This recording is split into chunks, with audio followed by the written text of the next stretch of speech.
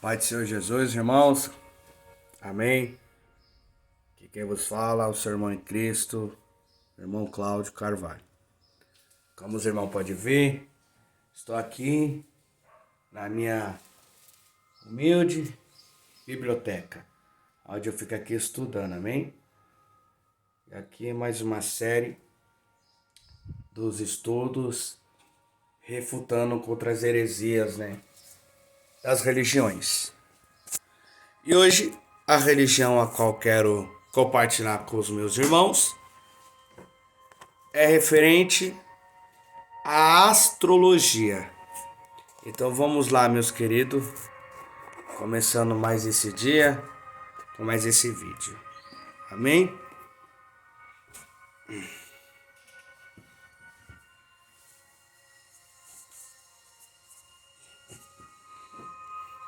Então vamos lá. Bom, a origem foi Caldeia, quando surgiu no século 7 antes de Cristo. Vamos ver a história um pouco.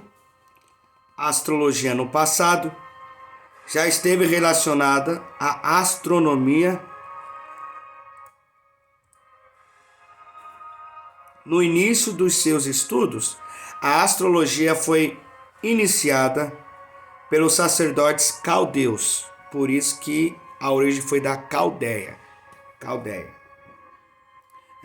O seu berço é a Mesopotâmia. Foram encontradas tabuinhas cuneiformes da época de Assurbanipal, no ano de 668 ao ano 626 a.C., onde foram registrados oráculos astrológicos. Os oráculos estavam imbuídos de religiosidade, pois cada corpo celeste era tido como representante de determinado deuses. Os caldeus divulgaram a crença da influência dos corpos celestes nas ações humanas. Da Mesopotâmia, a astrologia passou para a Grécia e os gregos aprenderam a prática da observação dos astros na Ásia Menor e Pérsia com os discípulos de Zoroastro.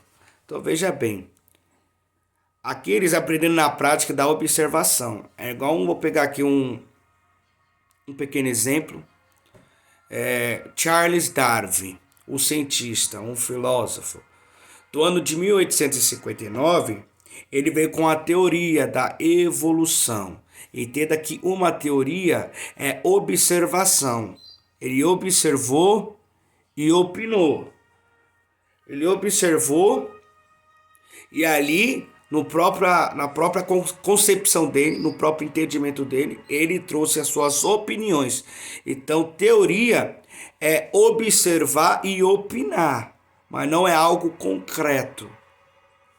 Não é algo palpável, que pega. Não é algo físico, não é algo que possa ter provas. Então aí Charles Darwin vem com essa teoria. Que os homens veio do macaco, que tudo é evolução. Então vamos lá. Os astrólogos egípcios também faziam uma íntima união do conhecimento das leis que regem os movimentos celestes, com uma série de crenças religiosas mágicas influenciado o destino dos homens. Criam a influência dos astros sobre as diferentes partes do corpo. Na China, a astrologia era conhecida há vários séculos antes de Cristo, tanto que Marco Polo, nas viagens dele, afirmou que havia mais de 5.000 adivinhos astrólogos em Cambalu, China.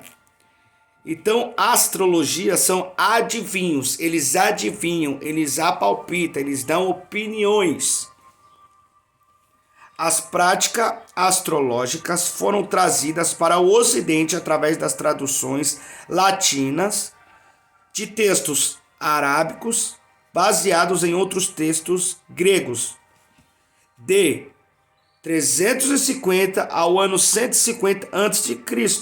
Na Europa, a partir do século XII, a astrologia passou a ser estudada nas escolas.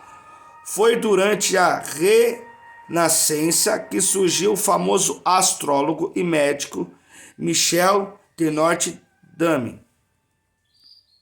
cuja principal obra intitula-se As Centúrias. No século XVII, irmãos, do ano 1600 ao ano 1700, século XVII. A primeira vez se construíram pequenos telescópios manuais. O primeiro telescópio começou a ser usado no ano de 1663, quando as descobertas dos primeiros astrônomos modernos, Galileu. Para quem não conhece Galileu, ele é o pai da ciência, né? Galileu, pai da ciência. Segundo o Google diz, né? Pai da ciência. Copérnico e Kepler começaram a ser divulgadas. Os homens mais cultos começaram a perder o interesse pela astrologia. As práticas astrológicas foram se restringindo às sociedades secretas, sobrevivendo através delas. O século XIX pode ser considerado como o século anti-astrológico, pois o racionalismo sufocou as predições astrológicas. A astrologia ficou restrita ao povo simples. No início do século XX, os livros e revistas astrológicos começaram a se multiplicar, bem como os estudos da astrologia. Os alemães fizeram experiências e investigações com astrologia entre as duas grandes guerras mundiais. Na década de 1930, dezenas de médicos alemães estudavam a astrologia. No Brasil, em qualquer shopping center das grandes cidades, computadores oferecem uma predição astrológica por um valor módico. Os livros sobre astrologia se encontram aos milhares. Agora vamos ver a doutrina. O que é a doutrina? Qual que é o ensinamento? A doutrina, o ensinamento que a astrologia traz para os dias de hoje e até assim nos tempos antigos. Qual que era os ensinamentos deles? Pois bem, irmãos, vamos pegar aqui. Eles falam de meses, né? Que cada mês significa algo, que cada signo tem um significado. Vamos pegar algum significado aqui, amém? Vamos ver aqui o signo de Áries. Ó, a doutrina deles. Os signos possuem seus símbolos, ou seja, representações pictóricas. Cada signo significa um aspecto de vida ou indivíduo. Então, cada signo tem um significado para eles. Cada mês tem um significado. Então, vamos pegar aqui o signo de Áries. Signo de Áries, qual que é o significado? Vida marca o caráter e aspecto físico. Vamos pegar um outro signo aqui. Capricórnio. Hereditariedade, parentesco, raça e pátria. Vamos pegar o signo de Virgem. Vamos lá. Signo de Virgem. Obrigações materiais, como conservação do corpo, decrepitude e morte.